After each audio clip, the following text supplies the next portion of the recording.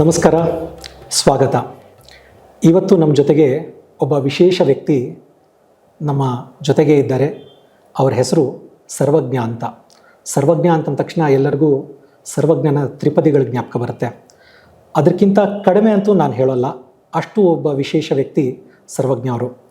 ಯಾಕೆ ವಿಶೇಷ ಅಂತ ಮೂರು ಸಲ ನಾಲ್ಕು ಸಲ ಸ್ಟ್ರೆಸ್ ಮಾಡಿ ಹೇಳ್ತಾ ಇದ್ದೀನಿ ಅಂತಂದರೆ, ಅವ್ರ ಪರಿಚಯ ಮಾಡಿಕೊಂಡಾಗ ನಿಮ್ಗೆ ಅವ್ರು ಎಷ್ಟು ವಿಶೇಷ ವ್ಯಕ್ತಿ ಅಂತ ಅನ್ನೋದು ಗೊತ್ತಾಗುತ್ತೆ. ಕಾರ್ಯಕ್ರಮಕ್ಕೆ ಸ್ವಾಗತ. ನಮಸ್ಕಾರ ಸರ್ವಜ್ಞ ಅವರೇ.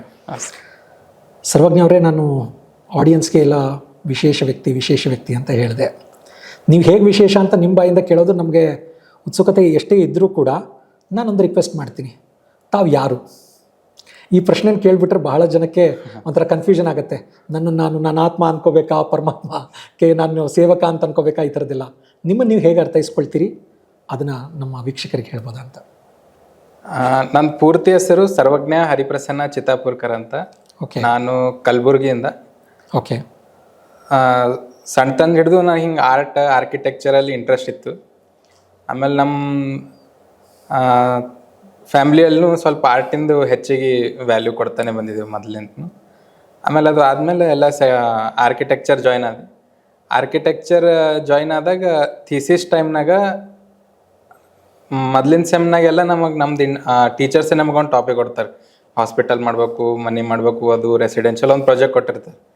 ಸೊ ಥೀಸಿಸ್ ಟೈಮ್ನಾಗ ಏನಾಯಿತು ಅಂದ್ರೆ ನಮಗೊಂದು ಇಂಡಿಪೆಂಡೆಂಟ್ ಫ್ರೀಡಮ್ ಕೊಟ್ಟಿರ್ತಾರೆ. ನಿಮ್ಗೆ ಯಾವ್ದು ಇಂಟ್ರೆಸ್ಟ್ ಅದ ನೀವು ಆ ಥೀಸಿಸ್ ಟಾಪಿಕ್ ಮೇಲೆ ಮಾಡ್ಬೋದು ಅಂತ. ನಾವು ಫಸ್ಟ್ ನಮ್ಮದು ಗುಲ್ಬರ್ಗಾದು ಫೋರ್ಟ್ ಮೇಲೆ ಇದು ಟ್ರೈ ಮಾಡ್ತೀವಿ. ಅಲ್ಲಿ ಒಂದು ಸ್ವಯಂಭೂ ಈಶ್ವರ್ಲಿಂಗ ಇತ್ತು, ಮೊದಲು ದೇವಸ್ಥಾನ ಇತ್ತು. ಓಕೆ. ಅದೆಲ್ಲ ಬೆಳೆಸಿ ಅದೆಲ್ಲ ಹಿಸ್ಟ್ರಿ ಅದ ಅದು. ಓಕೆ. ಸೊ ನನಗೆ ಅವೆಲ್ಲ ರೆಕಾರ್ಡ್ಸ್ ಏನವ ಅವೆಲ್ಲ ನಮ್ಮ ಫ್ರೆಂಡ್ಸಿಗೆ ಕರ್ಕೊಂಡು ಹೋಗಿ ಪರ್ಮಿಷನ್ ತೊಗೊಂಡು ಮೆಜರ್ಮೆಂಟ್ಸ್ ಮಾಡಿ ಅದಕ್ಕೊಂದು ಪ್ರಾಜೆಕ್ಟ್ ಥರ ಮೊದಲು ಮಾಡ್ದಂಗೆ ಮಾಡಿ, ಆಮೇಲೆ ಅದು ಯಾರಿಗಾರೆ ಗೌರ್ಮೆಂಟ್ ಆಫೀಷಿಯಲ್ಸಿಗೆ ಅದು ಕೊಟ್ಟು ಅದ್ಮೇಲೆ ಏನಾರ ಒಂದು ಕೆಲಸ ಮಾಡಿ. ಯಾವ ಸಂವತ್ಸರದಲ್ಲಿ ಅಥವಾ ಯಾವ ವರ್ಷದಲ್ಲಿ? ಅದು 2020. ಸೊ ಇದೆಲ್ಲ ಕರೋನಾ ಬಂದ ವರ್ಷಗಳು, ಮೊನ್ನೆ. ಆಡಿಯನ್ಸ್ಗೆ ನಾನು ಈ ಟೈಮ್ನಲ್ಲಿ ಹೇಳಬೇಕು, ಅವರೊಂದು ಕ್ಲೂ ಕೊಟ್ಟಿದ್ದಾರೆ, ಪುರಾತತ್ವ ಇಲಾಖೆಯ ವಿಷಯಗಳು ಅಂತನೋ ರೀತಿಯಲ್ಲಿ. ಎಲ್ಲಿಗೆ ಲೀಡ್ ಆಗುತ್ತೆ ಅಂತ ಅನ್ನೋದನ್ನು ಭಾಳ ಕೌತುಕದಿಂದ ಕೇಳ್ತಾ ಇರಿ. ಯಾಕೆಂದರೆ ಹಿಂದೆ ಒಂದು ಶಿವಲಿಂಗ ಇತ್ತು, ಅದಾದಮೇಲೆ ಒಂದು ಫೋರ್ಟ್ ಇದೆ, ಆ ಫೋರ್ಟ್ ಮೇಲೆ ರಿಸರ್ಚ್ ಮಾಡ್ತಾ ಇದ್ದೆ ಅಂತನೋ ರೀತಿಯಲ್ಲಿ. ಉತ್ಸುಕತೆ ಜಾಸ್ತಿ ಇದೆಯಲ್ಲ, ಕೇಳಿ ಅವ್ರ ಬಾಯಿಂದ. ನಾನು ಇಂಟ್ರಪ್ಷನ್ ಹೀಗೆ ಮಾಡ್ತಾ ಇರ್ತೀನಿ, ಸಹಿಸ್ಕೊಳ್ಳಿ. ಒಳ್ಳೆ ವಿಷಯಗಳು ನಿಮ್ಗೆ ಸಿಗುತ್ತೆ. Sir please continue. ನಾವೆಲ್ಲ ಅಲ್ಲಿ ಹೋದಾಗ ಅಲ್ಲೆಲ್ಲ ಗಾಡಿ ಮೇಲೆಲ್ಲ ಆನೆಗಳದೆಲ್ಲ ಮೂರ್ತಿಗಳು ಅವೆಲ್ಲ ತುಂಬ ಇದಾವೆ ಅಲ್ಲಿ ನಮ್ಮ ಫೋರ್ಟ್ನಾಗ, ಗುಲ್ಬರ್ಗಾ ಫೋರ್ಟ್ನಾಗ. ಆಮೇಲೆ ಅದೆಲ್ಲ ಮೆಜರ್ಮೆಂಟ್ಸ್ ಮಾಡಿ ಅದೊಂದು ಆ್ಯಕ್ಚುಯಲ್ ಡಾಕ್ಯುಮೆಂಟೇಶನ್ ಥರನೇ ಕೊಡಬೇಕು. ಬಟ್ ಇಂಡೈರೆಕ್ಟ್ಲಿ ನಮಗೆ ಅಲ್ಲೊಂದು ದೇವಸ್ಥಾನ ಇತ್ತು ಅನ್ನೋದೊಂದು ತೋರ್ಸೋದಿತ್ತು ನನಗೆ. ಅದು ಆ ಉದ್ದೇಶದಿಂದ ಮಾಡ್ತಾ ಇದ್ದೆ. ಓಕೆ. ಅದನ್ನೇ ಮತ್ತು ನಾ ಥೀಸಿಸ್ ಒಳಗೂ ಮಾಡ್ಬೇಕಂತ ಇತ್ತು ನನಗೆ ಪ್ಲ್ಯಾನ್. ಬಟ್ ಅದು ಗೌರ್ಮೆಂಟ್ ಇದು ನಮ್ಮ ಟೀಚರ್ಸ್ ಪರ್ಮಿಷನ್ ಕೊಡಲಿಲ್ಲ. ಅದು ಎಲ್ಲ ಅದಕ್ಕೆ ಪರ್ಮಿಷನ್ ಬೇಕು, ಅದು ಇದು ಏನೇನೋ ಹೇಳಿದ್ರು, ಅದು ಎಲ್ಲ ಕ್ಯಾನ್ಸಲ್ ಆಯಿತು. ನೆಕ್ಸ್ಟ್ ಏನು ಮಾಡ್ಬೇಕಂದ್ರೆ ನಂಗೆ ಒಟ್ಟಿನಲ್ಲಿ ಟೆಂಪಲ್ ಆರ್ಕಿಟೆಕ್ಚರೇ ನನ್ನ ಥೀಸಿಸ್ ಟಾಪಿಕ್ ಇರ್ಬೇಕನ್ನೋದು ಫಿಕ್ಸ್ ಇತ್ತು. ಅದು ಎಲ್ಲಿ ಮಾಡ್ಬೇಕನ್ನೋದು ಡಿಸೈಡ್ ಮಾಡೋದಿತ್ತು. ನೆಕ್ಸ್ಟ್ ಸೆಕೆಂಡ್ ಥಾಟ್ ಏನು ಬಂತಂದ್ರೆ, ಟೆಂಪಲ್ ಆರ್ಕಿಟೆಕ್ಚರೇ ಮಾಡಬೇಕು ಅಂತ ಯಾಕೆ ಬಲವಾಗಿ ಅನಿಸ್ತು ನಿಮಗೆ? ಟೆಂಪಲ್ ಅಂದ್ರೆ ನಮ್ಮದು ಒಂದು ಧರ್ಮದ್ದು ಮೇನ್ ಕೇಂದ್ರ ಅದೇ ಅದ. ಫಸ್ಟ್ ಮೊದಲಿಂತನೂ ಬಂದಿದ್ದು ಟೆಂಪಲೇ ನಮ್ದು ಮೇನ್ ಕೇಂದ್ರ, ಧರ್ಮದ ಕೇಂದ್ರ ಅದೇ ಅದು. ಆಮೇಲೆ ಅಲ್ಲಿ ಆರ್ಕಿಟೆಕ್ಚರ್ನು ಬರ್ತದ ಮತ್ತು ಆರ್ಟ್ನು ಬರ್ತದ. ನಮ್ದು ಸಂಸ್ಕೃತಿದೊಂದು ಮೇನ್ ಇರೋದು ಆರ್ಟ್ ಆ್ಯಂಡ್ ಆರ್ಕಿಟೆಕ್ಚರ್. ಹೌದು. ಅವೆರಡೂ ನಮಗೆ ಸಿಗೋದು ದೇವಸ್ಥಾನದಾಗೆ. ಸೊ ನಂಗೆ ದೇವಸ್ಥಾನ ಮೇಲೆ ಸ್ವಲ್ಪ ಮೊದಲಿಂತನೂ ಇಂಟ್ರೆಸ್ಟ್ ಇತ್ತು. ಓಕೆ. ಮತ್ತು ಅದು ಅದೇ ಟೆಂಪಲ್ ಆರ್ಕಿಟೆಕ್ಚರೇ ಮಾಡ್ಬೇಕು ಥೀಸಿಸ್ನಾಗ ಅನ್ನೋದು ಫಿಕ್ಸ್ ಇತ್ತು. ಬರೀ ಜಾಗ ಟಾಪಿಕ್ ಅದು ಸೆಲೆಕ್ಟ್ ಮಾಡೋದಿತ್ತು. ಅವಾಗ ರಾಮ ಮಂದಿರದ್ದು ಸೆಕೆಂಡ್ ಥಾಟ್ ನಂಗೆ ರಾಮ ಮಂದಿರ ಅಂತ ಬಂತು.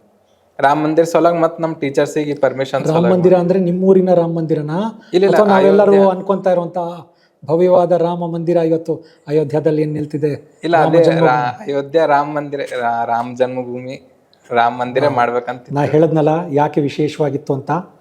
ಎಲ್ಲರ ಆಸ್ಥಾ ಜಾಗ ಅಂತ ನಾವು ಏನು ಕರಿತೀವಿ, ರಾಮ ಜನ್ಮಭೂಮಿ. ಅದಕ್ಕಾಗಿ ಎಷ್ಟು ಜನದ ಬಲಿದಾನಗಳಾಯಿತು, ಎಷ್ಟು ವರ್ಷದ ಹೋರಾಟಗಳು ನಡೀತು, ಸರ್ವೋಚ್ಚ ನ್ಯಾಯಾಲಯದಲ್ಲಿ ತೀರ್ಪು ಬಂದು ಅದಾದ ಮೇಲೆ ಕೂಡ ಯಾವಾಗ ಸಾಕಾರ ಆಗುತ್ತೆ ಅಂತ ನಾವೆಲ್ಲ ಕಾಯ್ತಾ ಇದ್ವಿ. ಅಂಥದ್ದೊಂದು 2024ರಲ್ಲಿ ಭವ್ಯವಾದಂಥ ಮೂರ್ತಿ ನಿರ್ಮಾಣ ಆಯಿತು. ಆ ಮೂರ್ತಿ ನಿರ್ಮಾಣದ ಹಿಂದೆ ಒಂದು ಪುಟಾಣಿ ಕೈ ಅಂತ ಅವ್ರು ಹೇಳ್ಕೊಳ್ತಾರೆ.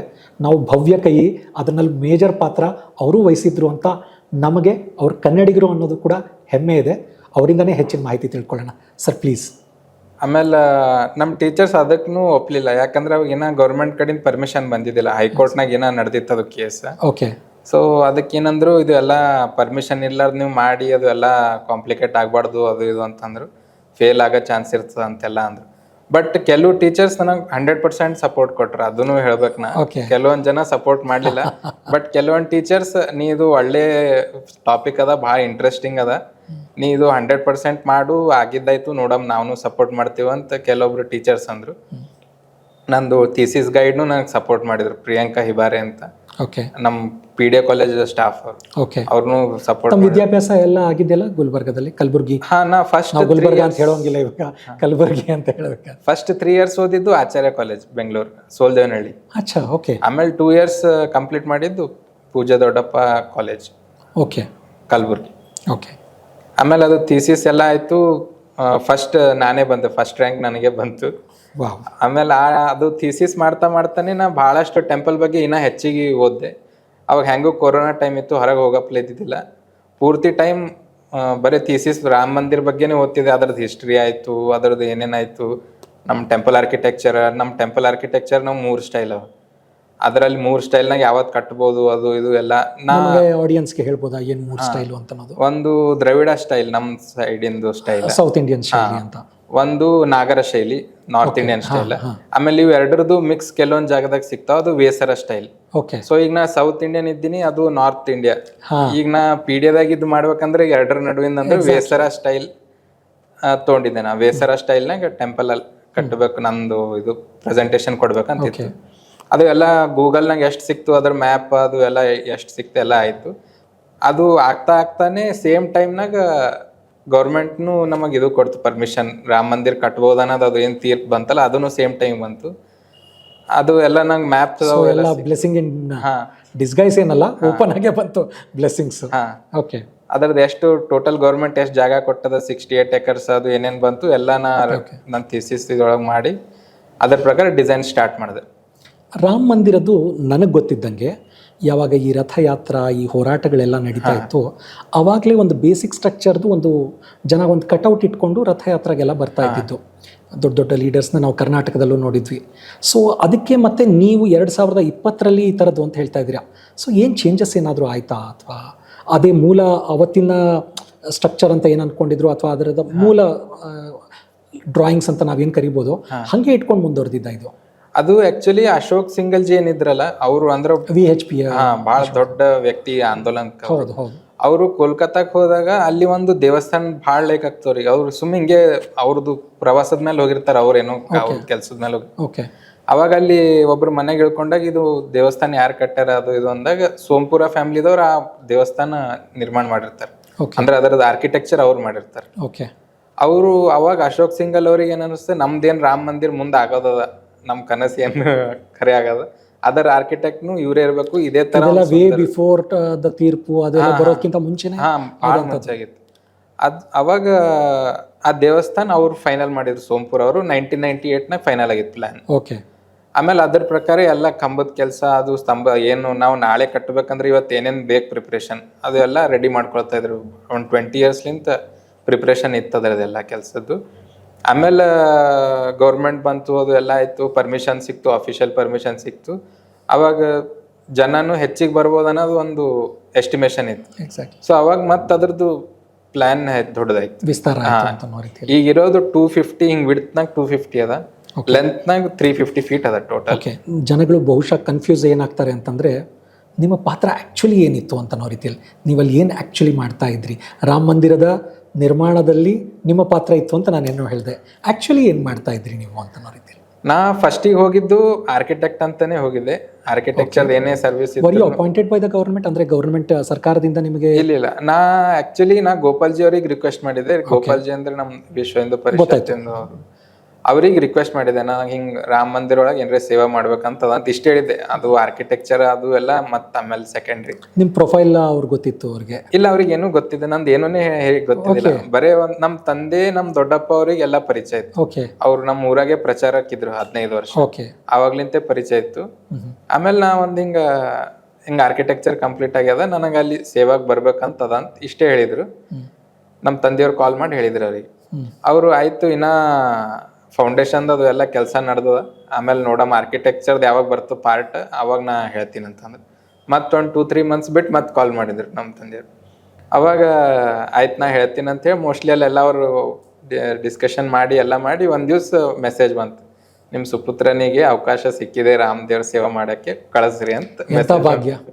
What was your special moment ಅವತ್ತು? ಹಾ, ಅದು ಬಹಳ ದೊಡ್ಡ ಮೂಮೆಂಟ್ ಇತ್ತು. ಯಾಕಂದ್ರೆ ನಾ ಬಹುಶಃ ನಿಮ್ಮ ಆರ್ಕಿಟೆಕ್ಚರ್ ಡಿಗ್ರಿ ಪಡೆಯೋದಕ್ಕಿಂತನೂ ಹಾ ಅದು ದೊಡ್ಡದು. ಅದು 100%. ಯಾಕಂದ್ರೆ ನಾ ಸಣ್ಣ ಇದ್ದಾಗ್ಲಿಂದ ಇವು 92 ಕತೆಗಳು, 1992 ಆಂದೋಲನ ಆಯ್ತು, ಅದು ಆಯ್ತು, ರಕ್ತ ಹರಿತಿತ್ತು, ಅದ್ರೊಳಗೆಲ್ಲ ಪಾಲ್ಗೊಂಡಿದ್ರು. ಅವರೆಲ್ಲ ನಮ್ಮ ಮನೆಗೆ ಯಾರೇ ಬಂದಾಗ ಅವ್ರು ಹಿಂಗೆ ಹೆಮ್ಮೆಯಿಂದ ಹೇಳ್ಕೊತಿದ್ರು, ನಾ ಅವಾಗಿದ್ದೆ ಅಲ್ಲಿ ಹಂಗಿದ್ದೆ. ಅದು ಅಂದ್ರೆ ನಾ ಹುಟ್ಟಿದಿಲ್ಲ, ಅದು ನನ್ನ ತಪ್ಪಿಲ್ಲ, ಬಟ್ ಹುಟ್ಟಿದ್ದೆ ಅಂದ್ರೆ ನಾನು ಹೋಗಿರ್ತಿದ್ದೆ. ಅದು ನನ್ನ ಮನಸ್ಸಿನಾಗಿತ್ತು, ನಾನು ಹಿಂಗೆ ಹೇಳಪ್ಲಿ ಏನ್ರಿ ಮಾಡ್ಬೇಕ, ರಾಮ ಮಂದಿರ ಸಲ ಏನ್ರಿ ಒಂದ್ ಮಾಡ್ಬೇಕ ಅನ್ನೋದಿತ್ತು. ಆಮೇಲೆ ದೇವ್ರ ಆಶೀರ್ವಾದನೂ ಆಯ್ತು, ಅದು ಚಾನ್ಸ್ ಸಿಕ್ತು ನನ್ನ ಟೈಮ್ನಾಗ, ಅದು ರಾಮ ಮಂದಿರ ಆಗ್ಲೇತಿತ್ತು.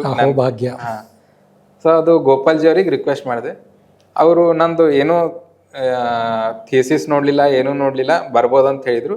ಅದು ಆದ್ಮೇಲೆ ನಾ ಈಗ ಕಳಿಸ್ಬೇಕಂತ ಅದು ಒಂದು ಅವ್ರಿಗೆ ಥೀಸಿಸ್ ನಂದೆಲ್ಲ ಕಳಿಸಿದೆ ಅಷ್ಟೇ. ಅದೆಲ್ಲ ನೋಡಿದ್ರೆ ಎಲ್ಲ ಆಯ್ತು. ಅಲ್ಲಿ ಹೋದ್ಮೇಲೆ ಅವರು ಫಸ್ಟ್ ಒಂದು 15 days ಒಳಗೆ ಬಾ ಅಂತ ಹೇಳಿದ್ರು ಬರೋ ಮುಂದೆ. ಯಾಕಂದ್ರೆ ಅಲ್ಲಿ ಎಲ್ಲ ಸೆಕ್ಯೂರಿಟಿ ಆಯ್ತು, ಒಂದು ಏನೋ ಒಂದು ಸೀಕ್ರೆಟ್ ಮೇಂಟೈನ್ ಮಾಡ್ಬೇಕಾಗಿತ್ತು. ನಾವು ಇಮ್ಮೆಚರ್ ಇದ್ವಿ, ಎಲ್ಲರಿಗೂ ಹೇಳ್ಕೋತೋಡೆ ಅಂದ್ರೆ ಅದು ಒಂದು ಸಂಭ್ರಮದಲ್ಲಿ ಯಾರಿಗೂ ಹೇಳ್ಬೋದು ಸ್ನೇಹಿತರಿಗೆ. ಸುಮ್ ಪ್ಲಾನ್ಸ್ ಶೇರ್ ಮಾಡೋದಾಯ್ತು ಎಲ್ಲ ಫ್ಲೋರ್. ಈಗ ಅದ್ರಾಗ ಟ್ರಸ್ಟ್ ಇಂಜಿನಿಯರ್ನಾಗ ಇದೆ, ಎಲ್ಲಕ್ಕಿಂತ ಮೋಸ್ಟ್ ಸೀಕ್ರೆಟ್ ಏನ್ ಗ್ರೂಪ್ ಇರುತ್ತೆ ಆ ಗ್ರೂಪ್ನಾಗ ನನಗೊಬ್ಬನಿಗೆ ಇಟ್ಟಿದ್ರು ಗೋಪಾಲ್ಜಿ ಅವರು. ಸೊ ಅದು ಎಲ್ಲ ಮೇಂಟೈನ್ ಮಾಡೋಷ್ಟು ಇವ ಏನಿಲ್ಲ ಅನ್ನೋದು ಅವ್ರಿಗೂ ಕನ್ಫರ್ಮೇಶನ್ ಬೇಕಲ್ಲ. ಸೊ ಅವರು ಫಸ್ಟ್ 15 days ಅಬ್ಸರ್ವ್ ಮಾಡಿದ್ರು. ಆಮೇಲೆ ಒಂದ್ ದಿವ್ಸ ಬೆಳಗ್ಗೆ ಎದ್ದು, ಇಲ್ಲ ನೀ ಪ್ರಾಣ ಪ್ರತಿಷ್ಠೆ ಆಗೋವರೆಗೂ ಇರ್ಬೋದು, ಪರ್ಮಿಷನ್ ಅದ ಅಂತಂದ್ರು. ಆಯ್ತು ರೀ ಅಂತ ಹೇಳಿ ಮತ್ತೆ 18 months ಅಲ್ಲಿದ್ದೆ. ಪ್ರಾಣ ಪ್ರತಿಷ್ಠಾಪನೆ ನಮ್ಮೆಲ್ಲರಿಗೂ ಹೆಮ್ಮೆ. ಸುವರ್ಣಾಕ್ಷರದಲ್ಲಿ ಬರೆಯುವಂಥ ಒಂದು ದಿನ ಅಂತ ಯಾರಾದರೂ ಇದ್ದರೆ ಭಾರತೀಯರಿಗೆ 22 ಜನವರಿ 2024 ಅಂತ ಹೆಮ್ಮೆಯಿಂದ ಹೇಳ್ಕೊತೀವಿ. ಆದರೆ ಅದರ ಹಿಂದೆ ಏನೆಲ್ಲ ಕೆಲಸಗಳು ನಡೆದಿತ್ತು ಅನ್ನೋದು ಭಾಳ ಜನಕ್ಕೆ ಗೊತ್ತಾಗಲ್ಲ. ಪ್ರಾಣ ಪ್ರತಿಷ್ಠಾಪನೆ ಅನ್ನೋದು ಒಂದು, ಆದರೆ ಅದ್ರ ಟೆಂಪಲ್ ಆರ್ಕಿಟೆಕ್ಚರು, ಯಾಕಂದರೆ ನಾನು ಖುದ್ದು ಅಯೋಧ್ಯಕ್ಕೆ ಹೋಗಿ ಬಂದಿದ್ದೀನಿ, ಅದು ಎಷ್ಟು ಕೆಲಸ ಇನ್ನೂ ನಡೀತಾ ಇದೆ ಮತ್ತು ಎಷ್ಟೆಲ್ಲ ನಡೆದಿತ್ತು ಅನ್ನೋ ರೀತಿಯಲ್ಲಿ. ಸೊ ನಿಮ್ಮ ಪಾತ್ರ ಅಲ್ಲಿ ಇನ್ನೇನಾಯಿತು? ಗೋಪಾಲ್ಜಿ ಅವರು ಅಲ್ಲಿ ಪರ್ಮಿಷನ್ ಕೊಟ್ಟರು, ಅಲ್ಲಿಂದ ಮುಂದಕ್ಕೆ ಅದು ಪರ್ಮಿಷನ್ ಕೊಟ್ಮೇಲೆ ನಾ ಆರ್ಕಿಟೆಕ್ಟ್ ಅಂತಾನೆ ಇದೆ. ಮೊದಲು ನನಗೆಲ್ಲ ಪ್ಲಾನ್ಸ್ ಅದು ಎಲ್ಲ ಕೊಡ್ತಿದ್ರು ನಮ್ಮ ಸೀನಿಯರ್ಸ್. ಜಗದೀಶ್ ಆಫ್ಳೆ ಅಂತ ಒಬ್ಬರಿದ್ರು, ಗಿರೀಶ್ ಸಹಸ್ರ ಬೋಧನೆ ಅಂತಿದ್ರು, ಆಮೇಲೆ ಜಗನ್ನಾಥ್ ಗುಳುವೆ ಅಂತಿದ್ರು. ಇವರೆಲ್ಲ ಅಂದ್ರೆ ಒಂದು 50-60 ವರ್ಷ ಅವ್ರಿಗೆ ಇಂಜಿನಿಯರಿಂಗ್ ಫೀಲ್ಡ್ನಾಗ ಎಕ್ಸ್ಪೀರಿಯನ್ಸ್ ಇದ್ದವರು. ಅಷ್ಟು ಸೀನಿಯರ್ ಇದ್ದವರು ನನಗೆ ಎಲ್ಲಾ ಕಡೆ ನಂಗೆ ಸಂಗತ್ ಇಟ್ಕೊಂಡು ಅವ್ರದ್ದೆಲ್ಲ ಎಕ್ಸ್ಪೀರಿಯನ್ಸ್, ಅಷ್ಟು ವಯಸ್ಸು ಕೂಡ ನಿಮ್ಗೆ ವಯಸ್ಸಿನಿಲ್ಲ ಅಂದ್ರು ಒಂದು ಅಲ್ಲಿಂದ ಇಲ್ಲಿ ತನ ಬಂದಾನ ಒಂದು ಆ ಜೋಶ್ ನೋಡಿ ಅಷ್ಟು ಅಂದ್ರೆ ಭಾಳ ಹಿಂಗ್ ಹಚ್ಕೊಂಡಿದ್ರು. ಎಲ್ಲರೂ ನನಗೆ ಹಚ್ಕೊಂಡಿದ್ರು, ಟಾಟಾದವ್ರಾಯ್ತು ಯಾರೇ ಆಗ್ಲಿ ಎಲ್ಲರೂ ಹಚ್ಕೊಂಡು ನನಗೆಲ್ಲ ಪ್ಲಾನ್ಸ್ ತೋರ್ಸೋದು, ಅದ್ರಾಗ ಇನ್ವಾಲ್ವ್ ಮಾಡೋದು. ಆಮೇಲೆ ಏನ್ರಿ ಒಂದು ಸಣ್ಣ ನನ್ನ ತಲೆಯಾಗ ಬಂದಿದ್ದು, ನಾ ಏನ್ರಿ ಒಂದು ಹೇಳಿದ್ರೆ ಹಿಂಗೆ ಇಗ್ನೋರ್ ಮಾಡ್ತಿದ್ದಿಲ್ಲ. ಇವೇನು ಸಣ್ಣವನ, ನಾವು ಹೇಳಿದ್ರೆ ಈಗ ನಮ್ದು ಇದು ಕಮ್ಮಿ ಆಗ್ಬೋದು ಮ್ಯಾಲ, ಇವ ಸಣ್ಣ ಅಬ್ಸರ್ವ್ ಮಾಡ್ಯಾನಿದು ಅಂತ ಅಂತಿದ್ದಿಲ್ಲ. ಅವಾಗಿಂದ ಅವಾಗೆ ತಕ್ಷಣ ಮೀಟಿಂಗ್ ಮಾಡಿ ಅದ್ರ ಮೇಲೆ ಡಿಸ್ಕಷನ್ ಮಾಡಿ ಅದು ಎಕ್ಸಿಕ್ಯೂಷನ್ ಮಾಡಿಸ್ತಿದ್ರು. ಪ್ಲಾನ್ ನಂಗೆ ಮತ್ತೆ ಚೇಂಜ್ ಮಾಡಿಸಿ ಮತ್ತೆ ಅದು ಎಕ್ಸಿಕ್ಯೂಟ್ ಮಾಡಿಸ್ತಿದ್ರು. ಓಕೆ, ಈ ಪ್ಲ್ಯಾನನ್ನು ಯಾರು ಆ್ಯಕ್ಚುಲಿ ಫೈನಲ್ ಮಾಡ್ತಾ ಇದ್ದು? ಟ್ರಸ್ಟಿಗಳು ಅಂತಿದ್ರು, ಸರ್ಕಾರ ಇನ್ವಾಲ್ವ್ ಆಗ್ತಾ ಇತ್ತಾ ಅದರಲ್ಲಿ, ಅಥವಾ ಈ ಟಾಟಾದವರು ಮತ್ತು ಇನ್ನೇನು ಸೋಂಪುರ ಫ್ಯಾಮಿಲಿನವರು ಏನೆಲ್ಲ ಏನಿದ್ದಾರೆ ಅವ್ರುಗಳು, ಆಮೇಲೆ ಇಂಜಿನಿಯರ್ಸ್ ತಮ್ಮಂಥ ಇಂಜಿನಿಯರ್ಸ್ಗಳು ಏನಿದ್ರು, ಇವರೆಲ್ಲರದು ಡಿಸಿಷನ್ ಫೈನಲ್ ಆಗ್ತಿತ್ತಾ, ಅಥವಾ ಟ್ರಸ್ಟಿಗಳ ಮನಸ್ಸಿನಲ್ಲಿ ನಾವು ಈ ಥರದೊಂದು ಜನಗಳಿಗೆ ಹೇಳ್ಕೊಂಡು ಬಂದಿದ್ದೀವಿ ಅದನ್ನೇ ಕೊಡಬೇಕು ಅಂತ ಆ ಥರದ್ದು ಇರ್ತಿತ್ತಾ? ಈಗ ಯಾಕಂದರೆ ನಮಗೆ ಇಲ್ಲಿಂದ ನೋಡೋರಿಗೆ ಸಮಾಜಕ್ಕೆ ಯಾರು ಏನು ಲೀಡರ್ಸ್ಗಳು ಏನು ಹೇಳ್ತಾರೆ ಅದನ್ನ ಮಾತ್ರನೇ, ಬಟ್ ಅಲ್ಲಿದ್ದು ಕೆಲಸ ಮಾಡಿದವ್ರು ನೀವು, ಹಾಗಾಗಿ ಇದ್ರ ಡೀಟೇಲ್ಸ್ ಹೇಳ್ಬೋದಾ ಅಂತ. ಈಗ ದೇವಸ್ಥಾನದ ವಿಷಯದಾಗಂತೂ ಯಾರು ಏನು ಇದು ಮಾಡಪ್ಲೇ ಇದ್ದಿಲ್ಲ ಬೇರೆಯವ್ರು. ಯಾಕಂದ್ರೆ ಸೋಂಪುರ ಅಂದ್ರೆ ಭಾಳ ದೊಡ್ಡ ಮನೆತನ ಅದು ಆರ್ಕಿಟೆಕ್ಚರ್ ಸಲ, ಅದು ಅಷ್ಟು ಪಾರ್ಟ್ನಾಗ ಯಾರು ಇನ್ವಾಲ್ವ್ ಆಗಿದ್ದಿಲ್ಲ. ಇದು ಫೌಂಡೇಶನ್ ಸೊಲಾಗ ಭಾಳಷ್ಟು IIT ಇನ್ಸ್ಟಿಟ್ಯೂಟ್ಗಳಿಗೆಲ್ಲ ಇದು ಮಾಡಿದ್ರು, ಮಾತಾಡಿ ಅದು ಹೆಂಗ್ ಮಾಡ್ಬೇಕು, ಅದು ಸಾಯಿಲ್ ಹೆಂಗದ, ಅದರ ಪ್ರಾಪರ್ಟೀಸ್ ಏನು, ಅದರ ಪ್ರಕಾರ. ನಾನು ಭಾಳ ಹಿಂದೆ ಒಂದು ವಿಷಯ ಕೇಳಿದ್ದೆ. ಇವಾಗೇನು ರಾಮ ಮಂದಿರ ಇದೆ ಅದು ನದಿಗೆ ಬಹಳ ಹತ್ತಿರವಾದಂತಹ ಜಾಗ, ಅಲ್ಲಿನ ಸಾಯಿಲ್ ತುಂಬ ಪೋರಸ್ ಆಗಿರುತ್ತೆ, ತುಂಬ ಮೃದು ಅಂತ ಅನ್ನೋ ರೀತಿಯಲ್ಲಿ. ಅದು ಅಷ್ಟು ದೊಡ್ಡ ಭವ್ಯ ನಿರ್ಮಾಣವಾಗಿರುವಂಥ ಟೆಂಪಲ್ನ ತಡಿಬೋದಾ, ಏನು ಕತೆ? ಅದು ಒಬ್ಬ ಇಂಜಿನಿಯರ್ ಆದಂಥ ತಮ್ಮಂಥವ್ರು ಅದನ್ನು ನಮ್ಗೆ ಆ್ಯಕ್ಚುಲಿ ಡೀಟೇಲ್ಸ್ ಕೊಡ್ಬೋದು. ಅದು ಆ್ಯಕ್ಚುಲಿ ಇದಕ್ಕೆ ಲೋಮಿ ಸಾಯಿಲ್ ಅಂತ ಟರ್ಮ್ ಕೊಡ್ತಾರೆ ಅದಕ್ಕೆ ಆರ್ಕಿಟೆಕ್ಚರ್ ಒಳಗೆ. ಅದು ವೆಟ್ ಇದ್ದಿದ್ದು ಸೊಲಾಗ ಅದು ಸ್ವಲ್ಪ ಫೌಂಡೇಶನ್ದು ಅದು ಎಲ್ಲ ಪ್ರಾಬ್ಲಮ್ ಆಗ್ತದೆ. ಆಮೇಲೆ ನಮಗೆ ಇದು 1000 years ಕಟ್ಟಬೇಕಂತ ಒಂದು ಇದು ಇಟ್ಕೊಂಡಿದ್ರು. 1000 years ಇದು ಲೈಫ್ ಬರ್ಬೇಕು ಈ ಟೆಂಪಲಿಗೆ ಅನ್ನೋದು ಒಂದು ಇದಿತ್ತು. ಸೊ ಅದ್ರ ಪ್ರಕಾರ ಹೆಂಗೆ ಮಾಡಬೇಕು ಏನು ಅಂತ ಒಂದು 5 ಜನ IITians ಕರೆದು ಮೀಟಿಂಗ್ ಮಾಡಿ ಎಲ್ಲ ಮಾಡಿ ಫೈನಲ್ ಮಾಡಿದ್ರು. ಅವಾಗ ಅದು ನಾರ್ಮಲ್ ಸಿಮೆಂಟ್ ಲೈಫ್ ಇಲ್ಲ.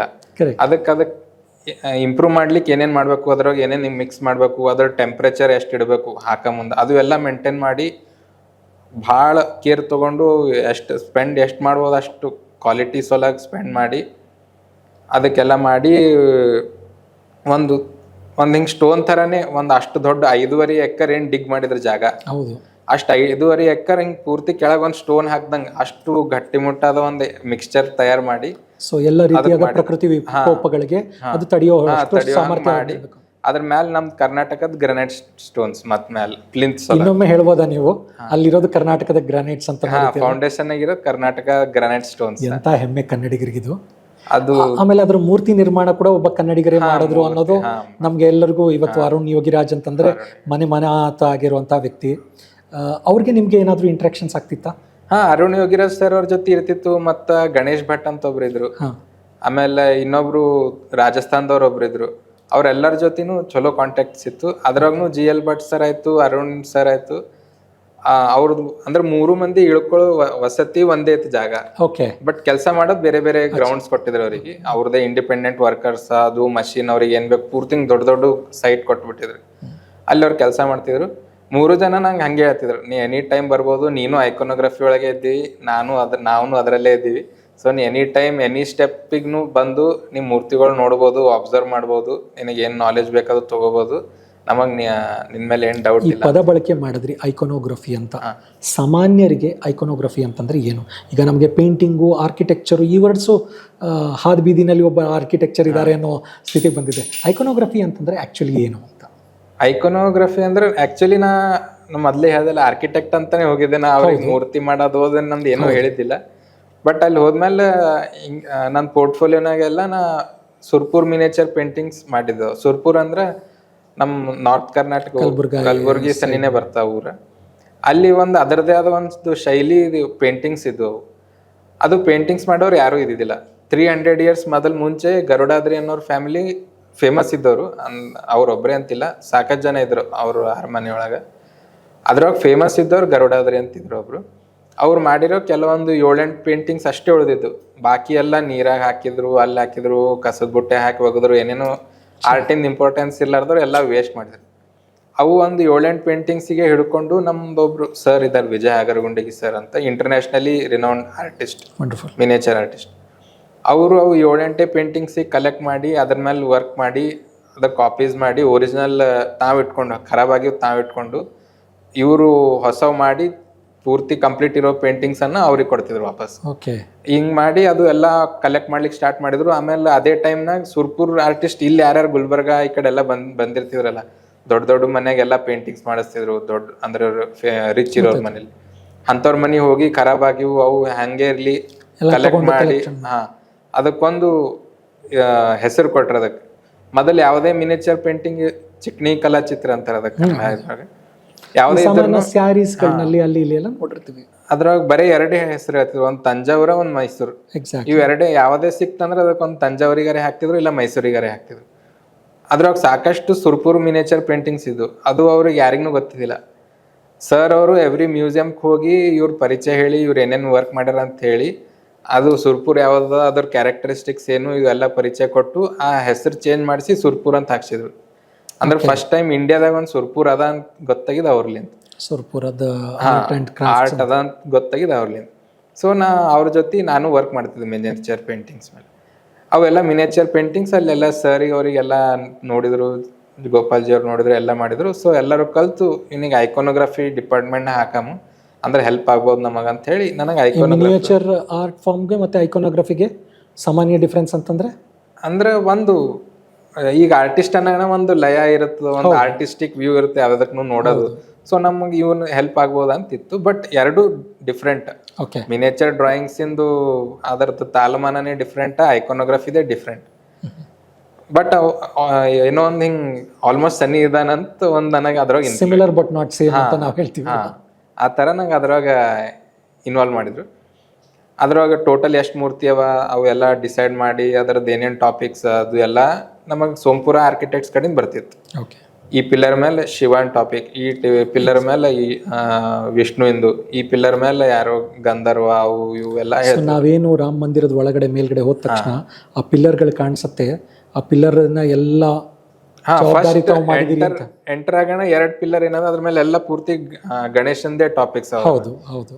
ಹೇರಂಬ ಗಣಪತಿ, ಆ ಬೇರೆ ಬೇರೆ ಟಾಪಿಕ್ ಮೇಲೆ ಗಣಪತಿ ಮೂರ್ತಿ ಅವೆಲ್ಲ. ನಾ ಮತ್ತ ಇನ್ನೊಬ್ರು ಟಾಟಾ ಒಳಗ ಒಬ್ರು ಪೂರ್ಣಚಂದ್ರ ಮಹಾರಾಣ ಅಂತಾರೆ, ಒಡಿಸ್ಸಾದ ಭಾಳ ಫೇಮಸ್ ಆರ್ಟಿಸ್ಟ್ ಅವ್ರು. ಅಲ್ಲಿ ಯಾರೇ ಕೆಲ್ಸಕ್ಕೆ ಬಂದ್ರು ಫಸ್ಟ್ ಅವ್ರಿಗೆ ಭೇಟಿಯಾಗಿ ಕೆಲಸ ಸ್ಟಾರ್ಟ್ ಮಾಡ್ತಿದ್ರು, ಅಷ್ಟು ಫೇಮಸ್ ಸೀನಿಯರ್ ಆರ್ಟಿಸ್ಟ್ ಅವರು. ನಾವಿಬ್ರು ಕಲ್ತು ನನಗೆ ಅವ್ರ ಜೊತೆಯಲ್ಲಿ ಅವ್ರ ಆಫೀಸ್ನಾಗ ಕೂಡಿಸ್ಕೊಂಡು ಡ್ರಾಯಿಂಗ್ ಮಾಡ್ತಿದ್ವಿ ಇಬ್ರು, ನಾ ಮತ್ತು ಮಾರಾಯಣ ಸರ್ ಅವ್ರು ಡ್ರಾಯಿಂಗ್ ಮಾಡಿ. ಆಮೇಲೆ ನಮ್ಮ ಟ್ರಸ್ಟಿಂದ ಏನು ಚೀಫ್ ಇಂಜಿನಿಯರ್ ಇದ್ರಲ್ಲ ಹಾಫ್ಲೆ ಸರ್ ಅಂತ, ಜಗದೀಶ್ ಹಾಫ್ಲೆ ಅಂತ, ಅವ್ರಿಗೊಮ್ಮೆ ತೋರಿಸ್ತಿದ್ವಿ. ಅವ್ರ ಫೈನಲ್ ಒಮ್ಮೆ ಕರೆಕ್ಷನ್ಸ್ ಏನೇನು ಮಾಡಬೇಕು ಏನೇನಿಲ್ಲ. ಯಾಕಂದ್ರೆ ಕೆಲವೊಂದು ನಮ್ಮ ಹಳೆಯ ಮೂರ್ತಿಗಳ ಟೈಪ್ ನಾವು ಈಗ ಇಲ್ಲಿ ಮಾಡಪ್ಲೇ ಇರಲ್ಲ. ಅವೆಲ್ಲ ಅವರು ಅಂದ್ರೆ ಸೋಷಲಿ ಅದಕ್ಕೆ ಹೆಂಗ ಕರೆಕ್ಟ್ ಇಡ್ಬೇಕು ಅನ್ನೋದು ಅದೆಲ್ಲ ಡಿಸೈಡ್ ಮಾಡಿ ಅದ್ರಾಗ ಏನ್ ಆ್ಯಡ್ ಮಾಡ್ಬೇಕು ಏನ್ ತೆಗಿಬೇಕು ಅದೆಲ್ಲ ಅವ್ರು ಹೇಳ್ತಿದ್ರು. ನಾವು 3 ಜನ ಫೈನಲ್ ಮಾಡ್ತಿದ್ರು ಡ್ರಾಯಿಂಗ್ಸ್. ಅದು 3 ಜನ ಫೈನಲ್ ಮಾಡಿದ್ಮೇಲೆ LNT ಕೊಡ್ತಿದ್ವಿ. ಮಾರಾಯಣ ಸರ್ ಅವರು ಟಾಟಾ ಕಡೆಯಿಂದ, ನಾ ಮತ್ತ ಜಗದೀಶ್ ಆಫ್ಲೆ ಸರ್ ಟ್ರಸ್ಟ್ ಕಡೆಯಿಂದ, ನಾವು 3 ಜನ ಆದ್ಮೇಲೆ LNT ಕೊಡ್ತಿದ್ವಿ. LNT ಏನ್ ಮಾಡ್ತಿತ್ತು, ಅವ್ರು ಏನ್ ಮಾಡ್ತಿದ್ರು, ಒಡಿಸ್ಸಾದಿಂದ ಆರ್ಟಿಸ್ಟ್ ಕರಿತಿದ್ರು. ಅವ್ರ ಪೂರ್ತಿ ಜವಾಬ್ದಾರಿ ಅವರೇ ತಗೊಂಡಿದ್ರು ಅವ್ರದ್ದು. ಯಾಕಂದ್ರೆ ಬರೇ ಮೂರ್ತಿ ಮಾಡೋದಿಲ್ಲ, ಅವ್ರದ್ದು ಇಳ್ಕೊಳ್ಳೋ ವ್ಯವಸ್ಥೆ ಮಾಡ್ಬೇಕು, ಅವ್ರು ಊಟದ್ ಮಾಡ್ಬೇಕು. ಆ ಸಣ್ಣ ಊರಾಗ 5-5 ಸಾವಿರ ಜನ ಇರಷ್ಟು ಒಂದ್ ಜಾಗ ಹುಡುಗ್ಬೇಕು, ಅವ್ರಿಗೆ ಬರ್ಲಿಕ್ಕೆ ಹೋಗ್ಲಿಕ್ಕೆ ಸನಿ ಇರ್ಬೇಕು, ಎಲ್ಲ ಇರ್ಬೇಕು. ಬರೇ ಮೂರ್ತಿ ತಗೋದು ಹಿಂದಿಂದೆಲ್ಲ ಇರ್ತದೆ. ಅದಕ್ಕೆ ಕಾಂಟ್ರಾಕ್ಟರ್ ಅಂತ ಬೇಕಾಗ್ತಾರೆ. ಸೊ ನಮ್ದು ಮೇನ್ ಕಾಂಟ್ರಾಕ್ಟರ್ LNT ಇತ್ತು. ಅವರು ಇವ್ರು ಸರ್ಕಾರದಿಂದ ಇಲ್ಲ, ಸರ್ಕಾರದಿಂದ ಯಾರು ಟ್ರಸ್ಟ್ ಕಡೆಯಿಂದ ಇಲ್ಲ, ಸರ್ಕಾರ ಕಡೆಯಿಂದ ಇವರಿದ್ರು, ನೃಪೇಂದ್ರ ಮಿಶ್ರಾ ಅಂತ IAS ಆಫೀಸರ್. ಮೋದಿಜಿ ಅವ್ರ ಮೊದಲು PA ಇದ್ರು ಅವರು, ಪ್ರಿನ್ಸಿಪಲ್ ಅವ್ರಿದ್ರು. ಅವರು ಈ ನಿರ್ಮಾಣದ ಅಧ್ಯಕ್ಷ ಇದ್ರು, ರಾಮ ಮಂದಿರ್ ಕನ್ಸ್ಟ್ರಕ್ಷನ್ದು ಅಧ್ಯಕ್ಷರು ಅವರಿದ್ರು. ಅವ್ರು ಮಂತ್ಲಿ ಒಮ್ಮೆ ವಿಸಿಟ್ ಮಾಡ್ತಿದ್ರು, ಮಾಡಿ ಎಲ್ಲ ರಿಪೋರ್ಟ್ ತೋತಿದ್ರು ಅವರೆಲ್ಲ, ದೇವಸ್ಥಾನ ಹೆಂಗ್ ನಡೆದ ಏನು ಎಲ್ಲ ಅಂತ. ಆಮೇಲೆ ಹಂಗೆ ಮಂತ್ಲಿ ವಿಸಿಟ್ ಯೋಗಿಜಿ ಅವ್ರದ್ದು ಇರ್ತಿತ್ತು.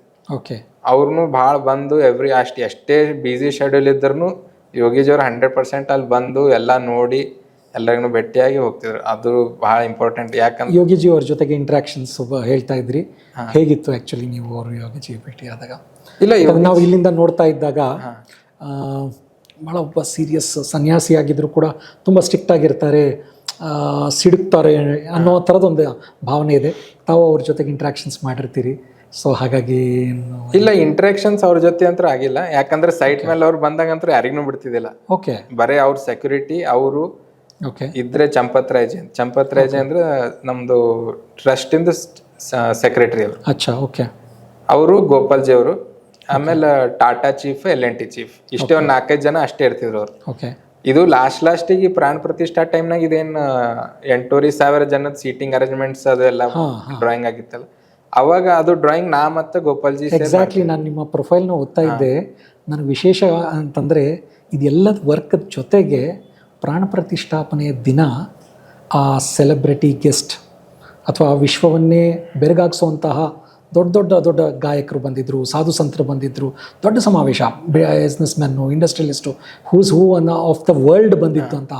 ಅವರೆಲ್ಲರಿಗೂ ಒಂದು ಸಿಟ್ಟಿಂಗ್ ಅರೇಂಜ್ಮೆಂಟ್ ಜೊತೆಗೆ ಅವರು ಯಾರು ಏನು ಎತ್ತ ಅಂತನೋ ರೀತಿಯಲ್ಲಿ ಅಲ್ಲಿ ಕೆಲಸ ಹೆಂಗಿತ್ತು ಅವತ್ತಿನ ದಿನದ ವಿಶ್ಲೇಷಣೆ ಹೇಳೋದಾದ್ರೆ? ಅವತ್ತು ಆ್ಯಕ್ಚುಲಿ ಅಂದರೆ ಒಂದು 7 ಡೇಸ್ಲಿಂತ ಮಲ್ಕೊಂಡಿನೋ ಇಲ್ಲೋ ಅನ್ನೋ ಪ್ಲೇನೇ ಇತ್ತಲ್ಲಿ. ಅದಕ್ಕಿಂತ ಆಮೇಲೆ ಅಲ್ಲಿ ಮಲ್ಕೊಂಡಿಲ್ಲ ಅಂತ ಹೇಳೋ ಪ್ಲೇನೂ ಇಲ್ಲ. ಯಾಕಂದ್ರೆ ನಾವು ಏನೋ ಸ್ವಲ್ಪ ಕೆಲಸ ಮಾಡಿವಿ ಅಂದ್ರೆ ನಮ್ಮ ಬಾಜುದವ ನಮ್ಗಿಂತ ಹೆಚ್ಚಿಗೆ ಕೆಲಸ ಮಾಡ್ದಾನೆ. ಅಂದ್ರೆ ಹಿಂಗೆ ಒಬ್ರಿಗೊಬ್ರು ಇನ್ಸ್ಪಿರೇಷನ್ ಇದ್ದು, ಎಲ್ಲಕ್ಕಿಂತ ಕಮ್ಮಿ ನಾನೇ ಮಾಡಿದೇನೋ ಅನ್ನೋ ಥರ.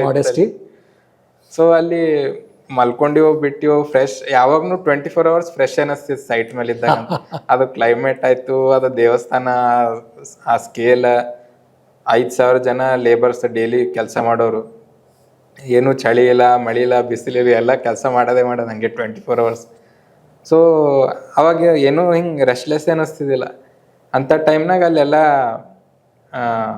ಇದು 8,500 ಜನದ್ದು ಸೀಟಿಂಗ್ ಅರೇಂಜ್ಮೆಂಟ್ಸ್ ಮಾಡ್ತಿದ್ವಿ. ಒಂದು ಸೈಡಿಗೆ ಎಲ್ಲ ಸಂತರು, ಒಂದು ಸೈಡ್ ದೇವಸ್ಥಾನ ಅದಂದ್ರೆ ದೇವಸ್ಥಾನದ ಲೆಫ್ಟ್ ಸೈಡ್ ಎಲ್ಲ ಸಂತರಿಗೆ ಒಂದು 2,500 ಜನ ಸಂತರಿದ್ರು. ಅವರು ಆಮೇಲೆ ಎದುರು VIP ಗಳಲ್ಲಿ ಮತ್ತೆ ಹೆಚ್ಚಿಗೆ VIP ಇದ್ದವ್ರದ್ದು ಎಲ್ಲ ಎದುರಿತ್ತು ಸೀಟಿಂಗ್ ಅರೇಂಜ್ಮೆಂಟ್ಸ್. ಮತ್ತೆ ಈ ಕಡೆ ಎಲ್ಲ ಫೇಮಸ್ ಬಿಸ್ನೆಸ್ ಮೆನ್ಸ್ ಅವರೆಲ್ಲ ದೇವಸ್ಥಾನದ ರೈಟ್ ಸೈಡಿಗೆ ಕ್ರಿಕೆಟರ್ಸ್ ಬಂದಿದ್ರು, ಎಲ್ಲರೂ ಸಿಂಗರ್ಸ್ ಬಂದಿದ್ರು, ಅದನ್ನೆಲ್ಲ ನಾವು ಲೈವ್ನಲ್ಲಿ ನೋಡ್ತಾ ಇದ್ವಿ ನಾವು. ಎಂಥ ಅದ್ಭುತವಾದಂಥ ಕ್ಷಣಗಳು ಅಂತ. ಐತಿಹಾಸಿಕ ಅನ್ನೋ ಪದಕ್ಕೆ ನಿಜವಾಗ್ಲೂ ಒಂದು ಸಾರ್ಥಕತೆ ಕೊಟ್ಟಂತಹ ಕ್ಷಣ ಅದು. ನನಗೆ ಇನ್ನೊಂದು ಪ್ರಶ್ನೆ ಇದೆ, ಅಂದರೆ it might sound filmy also. ನಾವೊಂದು ಕನಸು ಕಾಣ್ತಾ ಇರ್ತೀವಿ, ಆ ಕನಸು ನನಸಾದ ದಿನ ಆ 22ನೇ ತಾರೀಕು ಪ್ರಾಣ ಪ್ರತಿಷ್ಠಾಪನೆ ಆಯಿತು, ದೇವರ ದರ್ಶನ ಆಯಿತು ನಮಗೆ. ಅವತ್ತಿನ ದಿನದ ಬಗ್ಗೆ ಹೇಳೋದಾದರೆ ಏನು ಅನಿಸ್ತು? ಯಾಕಂದರೆ ನೀವು ಅದ್ರ ಬಗ್ಗೆನೇ ಥೀಸಿಸ್ ಮಾಡ್ತೀರಿ, ಕನಸು ಕಟ್ಕೊಂಡಿರ್ತೀರಿ. ಕನಸು ಕಟ್ಕೊಂಡಿದ್ದು ಸಾಕಾರ ಆಯಿತು ಅಂತ ಅನಿಸ್ತು. ಅದ್ರ ಜೊತೆಗೆ ನಿಮ್ಗೆ ಜವಾಬ್ದಾರಿ ಕೂಡ ಇತ್ತು. 8,000 ಜನದ ಗೆಸ್ಟ್ ಅಂತಂದಾಗ ದೊಡ್ಡ ಜವಾಬ್ದಾರಿ, ಸಣ್ಣ ಪುಟ್ಟದೆಲ್ಲ. ಹೇಗನ್ನಿಸ್ತು ಅವತ್ತು? ಅವತ್ತು ಹೆಂಗಾಗಿತ್ತು ಆ್ಯಕ್ಚುಲಿ ಅಂದರೆ, ಇಷ್ಟು ದಿವಸ ಏನು ರೆಸ್ಟ್ಲೆಸ್ ಇದೆಯಲ್ಲ, ಅವತ್ತು ಹಿಂಗೆ ನಮ್ಮ ಫ್ರೆಂಡ್ಸ್ ಎಲ್ಲರೂ ಬಂದಿದ್ರು. ಅವರೆಲ್ಲ ಅಲ್ಲಿ ಹೋಗಂಬ ಮ್ಯಾಲೆ ಹೋಗಮ್ಮು ಅದು ಇದು ಅಂದ್ರೆ ನಮ್ಗೆ ಅಷ್ಟು ಅಲ್ಲಿ ಯಾರು ಹಿಂಗೆ ರಿಸ್ಟ್ರಿಕ್ಟ್ ಮಾಡ್ತಿದ್ದಿಲ್ಲ, ಅಲ್ಲಿ ಹೋಗ್ಬೇಡ್ರಿ ಇಲ್ಲಿ ಹೋಗ್ಬೇಡ್ರಿ ಪರ್ಮಿಷನ್ ತೋರಿಸ್ರಿ ಅದನ್ನ. ಸರಿ, ಸುಮಾರು ಎಷ್ಟು ತಿಂಗಳ ಕಾಲ ಅಲ್ಲಿದ್ರಿ ನೀವು? ನಾ 18 months 18 ತಿಂಗಳು ಆಗಿದ್ದೆ, ಹೆಚ್ಚು ಕಡಿಮೆ 1.5 ವರ್ಷ. 18 months ಇದ್ದೆ. ಆಮೇಲೆ ಲಾಸ್ಟಿಗೆಲ್ಲ ಸ್ವಲ್ಪ ಅಂದ್ರೆ ಹಿಂಗೆ ಸೆಕ್ಯೂರಿಟಿದವ್ರ ಜೊತೆನೂ ಚಲೋ ಕಾಂಟ್ಯಾಕ್ಟ್ಸ್ ಆಗಿತ್ತು ನಂದು. ಅಲ್ಲೇ ಇರ್ತಿದ್ದಲ್ಲ ಕಂಟಿನ್ಯೂ. ಸೊ ರಿಸ್ಟ್ರಿಕ್ಟ್ ಯಾರು ಮಾಡ್ತಿದ್ದಿಲ್ಲ. ಮೋದಿಜಿ ಅವ್ರ ಎಂಟ್ರಿ ಆಗೋವರೆಗೂ ಈ ರೆಸ್ಟ್ರಿಕ್ಷನ್ಸ್ ಇದ್ದಿದ್ದಿಲ್ಲ ನನಗಂದ್ರು, ನಮ್ಮ ಡೈಲಿ ಓಡಾಡೋರಿಗೆ. ಓಕೆ. ಅವಾಗ ಎಲ್ಲ ನಮ್ಮ ಫ್ರೆಂಡ್ಸ್ ಬಂದವರೆಲ್ಲ ಮ್ಯಾಲೆ ಹೋಗಂಬ ಅಲ್ಲಿ ಇಲ್ಲಿ ಎಲ್ಲ ಹೇಳ್ತಿದ್ರು. ನನಗೆ ಹೆಂಗಾಗಿತ್ತು ಅಂದ್ರೆ ಒಂದು ಕರೆಕ್ಟ್ ಜಾಗ ಸಿಕ್ಕಿತ್ತು ಅಲ್ಲಿ.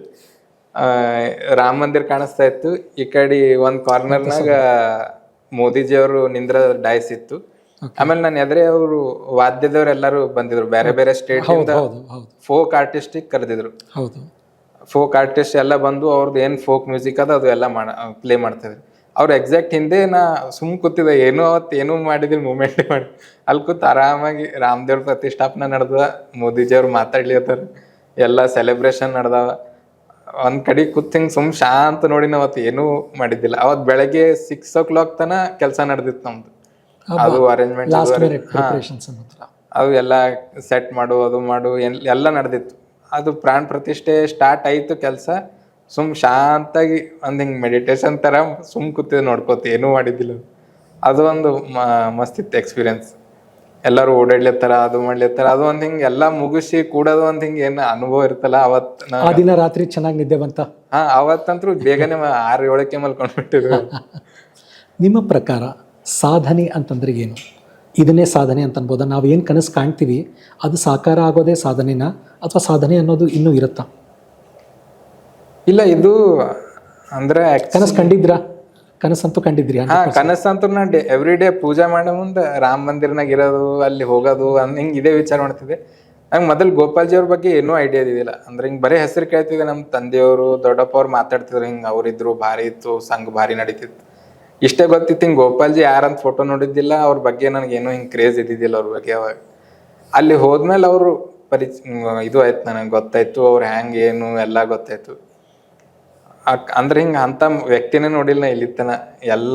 ಎಲ್ಲರಿಗೂ ಹಿಡಿದ ಹೇಳ್ತೀನಿ, ನಾ ಇಲ್ಲಿತನ 27 yearsನಾಗ ಸಾಕಷ್ಟು ಜನಗಳಿಗೆ ನೋಡಿನ. ಅಂದ್ರೆ ಸಣ್ಣ ಇದ್ದಿ. ಇವಾಗ ಒಂದು ಕ್ಲೂ ಬಿಟ್ಕೊಟ್ರು, ಅವ್ರಿಗೆ 27 ವರ್ಷ ಅಂತ ಅನ್ನೋ ರೀತಿಯಲ್ಲಿ. 27 ವರ್ಷದಲ್ಲಿ 2 ವರ್ಷ ಹತ್ರ ಅವರು ಅಯೋಧ್ಯದಲ್ಲೇ ಟೈಮ್ ಸ್ಪೆಂಡ್ ಮಾಡಿದ್ದಾರೆ. ನಿಸ್ವಾರ್ಥ ಮನೋಭಾವದಿಂದ ದೇವರಿಗಾಗಿ ಮುಡಿಪಿಟ್ಟು ಆ ರಾಮ ಮಂದಿರ ಭವ್ಯವಾಗಿ ನಾವು ಇವತ್ತೇನು ಕಾಣ್ತಾ ಇದ್ದೀವಿ, ಅದರ ಒಂದು ಪರಿಕಲ್ಪನೆ ಅವ್ರ ತಲೆಯಲ್ಲಿ ಏನಿತ್ತು ಅದಕ್ಕೆ ತಕ್ಕಂಗೆ ಅವ್ರು ಸಾಕಾರ ಕೊಟ್ಟಿದ್ದಾರೆ.